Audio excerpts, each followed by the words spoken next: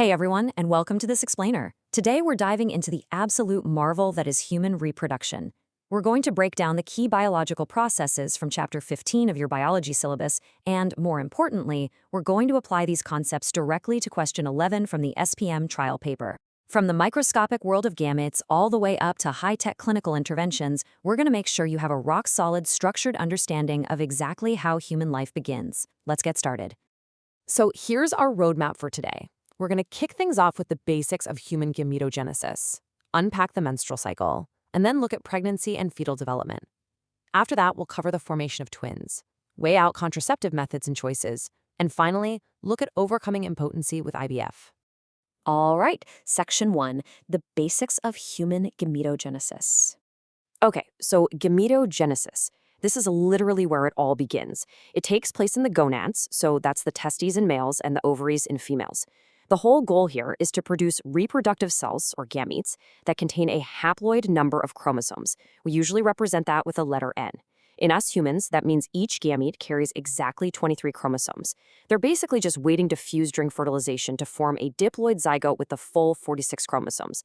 It's kind of like two halves of a biological puzzle coming together. Now, there is a massive contrast between how this works in males versus females. Spermatogenesis happens in the testes, and it's continuous from puberty well into old age. A single diploid cell ultimately produces 4 small, highly functional sperms. Oogenesis, on the other hand, is a whole different ballgame. It happens in the ovaries, but it actually starts before a female is even born. It just kind of hits pause, remains dormant, and then resumes at puberty. And the kicker, it only produces 1 large functional secondary oocyte along with 3 non-functioning polar bodies. Moving right along to Section 2, the menstrual cycle unpacked. The menstrual cycle is basically a beautifully choreographed dance controlled by 4 primary hormones. Up in the pituitary gland, we have the follicle-stimulating hormone, or FSH, which gets the follicles growing, and the luteinizing hormone, or LH, which is the trigger for ovulation and causes the corpus luteum to form. Then, down in the ovaries, those growing follicles release estrogen to start repairing the endometrium. Later on, the corpus luteum releases progesterone. Think of progesterone as the heavy lifter. It seriously thickens the endometrium, pumping it full of blood vessels, so it's perfectly prepared for a potential embryo to implant. But here's a question that pops up in exams all the time. What actually happens if no sperm shows up to fertilize that secondary oocyte? What then? Well, if there's no fertilization, it all comes down to LH. Decreasing LH levels will cause that corpus luteum to just degenerate.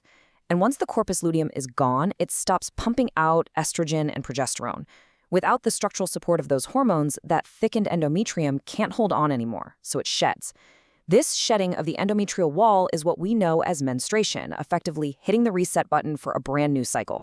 Let's move to Section 3, pregnancy and fetal development. So what if fertilization does happen? Following the exact textbook sequence you need to know, once a sperm penetrates the secondary oocyte in the fallopian tube, boom, we have a diploid zygote. As it travels down toward the uterus, it undergoes rapid mitosis. It divides into a solid ball of cells called a morula, and then transforms into a hollow sphere known as a blastocyst. Finally, this blastocyst embeds itself into that thick, nutrient-rich endometrium we talked about earlier. We call this crucial milestone implantation. Once implanted, the body builds this incredible temporary organ, the placenta. The placenta is essentially a bustling exchange site. Glucose, amino acids, and oxygen pass from the mother to the fetus, while wastes like carbon dioxide and urea goes the other way. Now here is something truly wild. The maternal and fetal blood circulatory systems never actually mix. They're separated by a super thin membrane. This is absolutely crucial because it protects the tiny fetus from the mother's higher blood pressure and certain toxins. But how does the mother's body know to keep that endometrium thick during those early days so it doesn't shed? Enter HCG, or human chorionic gonadotrophin. This is the exact hormone those over-the-counter pregnancy tests look for. HCG's job is to make sure the corpus luteum does not degenerate. It forces it to keep secreting the estrogen and progesterone needed to maintain the pregnancy, right up until the placenta is mature enough to take over that job a few months later. Next up, Section 4, the formation of twins. For your exams, you absolutely have to nail this strict biological distinction. Identical twins happen when a single fertilized ovum splits into 2 completely separate embryos. Because of this, they share the exact same genetic makeup, and usually they share a single placenta. Fraternal twinners, though, completely different story. They're the result of two separately fertilized ova by two completely different sperms. It's like having two separate pregnancies at the same time. They develop totally independently and have their own separate placentas. All right, Section 5, Contraceptive Methods and Choices. Now, let's jump straight into question 11 from the SPM trial paper. The exam presents this scenario. A newly married couple isn't quite ready to have kids yet. They have to choose between contraceptive methods, like condoms or contraceptive pills. And your job is to evaluate the biological pros and cons of each. Pulling right from the official marking scheme, let's look at the pill. The big biological advantage here is that the pill prevents ovulation. It literally stops the primary follicles from developing, meaning no secondary oocyte is ever released, so no chance of unwanted pregnancy. But to get full marks, you've got to hit the disadvantages too. The pill requires strict daily adherence. You forget to take it, it doesn't work. Plus, it can throw off the body's natural hormones, leading to side effects like allergic reactions or general discomfort. And finally, Section 6.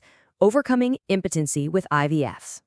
So impotency basically just means a couple is having trouble conceiving naturally, and the biological causes can honestly come from either partner. For males, it might be a low sperm count, erectile dysfunction, or just low-quality sperm. For females, we're often looking at blocked fallopian tubes, ovaries that aren't releasing a secondary oocyte, or maybe growths in the uterus. And you know what? A lot of these actually stem from underlying hormonal imbalances. To ace the IVF or in vitro fertilization question on the exam, you need to track these exact procedural steps. First, the secondary oocyte is carefully extracted from the wife's ovary. Second, it's fertilized with the husband's sperm outside the body, usually in a petri dish. Third, that brand new zygote undergoes mitosis, dividing into an embryo, typically up to about the 8-cell stage. Finally, this tiny embryo is delicately inserted right back into the wife's uterus so it can implant.